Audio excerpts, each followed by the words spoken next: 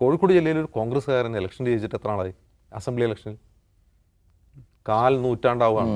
4 നൂറ്റാണ്ടായി കേരളത്തിൽ നിന്ന് കേരള അസംബ്ലിയിലേക്ക് ഒരു കോൺഗ്രസ്സുകാരൻ രക്ഷപ്പെട്ടില്ല. എന്തുകൊണ്ടാണ് ഉണ്ടാവുന്നത്? അത് കോൺഗ്രസിൻ്റെ സംഘടനാ ശരീരത്തിൽ വന്ന ഈ മാറ്റം കോൺഗ്രസ്സുകാർ തിരിച്ചറിയുന്നില്ല എന്നുള്ളതാണ്. സംഘടനാ ശരീരം എന്ന് ഞാൻ പറയുന്നത് ഗ്രൂപ്പിന് ലീഡർ, അവരെ ചുറ്റിപ്പറ്റിയ ആളുകൾ, ആ സാധനമൊക്കെ പോയി. ഇനി എന്താണ് വേണ്ടതെന്ന ചോദ്യത്തിലാണ് സുധാകരൻ വന്നപ്പോൾ നമ്മൾ സെമി കേഡർ ആകുന്നു, ബൂത്ത് കമ്മിറ്റികൾ ഉണ്ടാക്കും എന്ന് പ്രഖ്യാപിച്ചത്.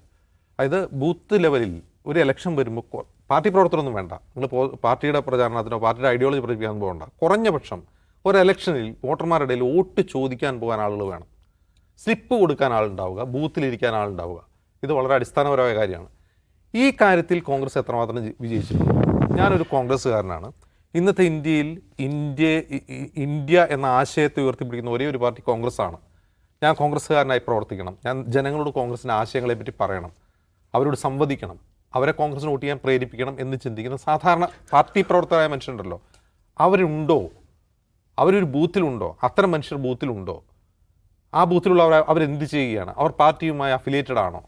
അവർക്ക് പാർട്ടി നേതാക്കൾക്ക് അവരുമായി ബന്ധമുണ്ടോ? ഈ മനുഷ്യരുമായി ബന്ധമുണ്ടോ? അവരോട് കമ്മ്യൂണിക്കേറ്റ് ചെയ്യുന്നുണ്ടോ എന്ന കാര്യങ്ങൾ പരിശോധിക്കേണ്ടതുണ്ട്. അങ്ങനെ അടിത്തട്ടിൽ പ്രവർത്തകരെ ഉണ്ടാക്കുക, അടിത്തട്ടിൽ കോൺഗ്രസിൻ്റെ ആശയം പ്രചരിപ്പിക്കുക, കോൺഗ്രസ് എന്തുകൊണ്ട് നിലനിൽക്കണം, കോൺഗ്രസ് എന്തുകൊണ്ട് അധികാരത്തിൽ വരണമെന്ന് ജനങ്ങളോട് പറയാൻ കഴിയുന്ന പ്രവർത്തകരെ അടിത്തട്ടിൽ ഉണ്ടാക്കുക എന്നുള്ളൊരു കാര്യമുണ്ട്. ആ കാര്യത്തിലേക്ക് കോൺഗ്രസ് കടന്നാൽ മാത്രമേ കോൺഗ്രസിന് എന്തെങ്കിലും തരത്തിൽ നിലനിൽക്കാൻ കേരളത്തിൽ കഴിയൂ. അത് ചിന്തിച്ചു തുടങ്ങിയിട്ടുള്ള നേതാക്കൾ കോൺഗ്രസ്സിലുണ്ട് എന്നുള്ളത് സത്യമാണ്.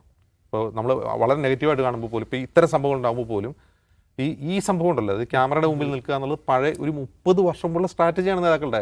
അന്ന് പത്രമേ ഉള്ളൂ, പത്രത്തിൻ്റെ പേജിൽ ഒരു ഫോട്ടോയിൽ താൻ ജീവിച്ചിരിപ്പുണ്ട് എന്ന് വോട്ടർമാരെയും അണികളെയും അറിയിക്കുക, അതിനുവേണ്ടിയാണ് ഇടിച്ചു നിൽക്കുന്നത്.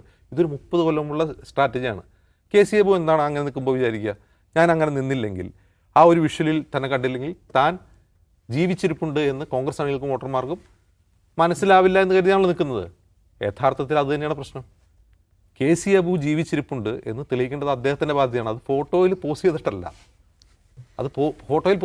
താൻ ജീവിച്ചിരിപ്പുണ്ടെന്ന് അറിയിക്കേണ്ടത്. അതിന് വേറെ അത് മനസ്സിലാക്കാനുള്ള ബോധം കെ.സി. എബുവിനുണ്ടാവുക എന്നുള്ളതാണ് പ്രധാനം. അപ്പോൾ ഇത് കെ.സി. എബു എന്ന് ഞാൻ അദ്ദേഹത്തെ വ്യക്തിപരമായിട്ട് അധിക്ഷേപിക്കുകയല്ല.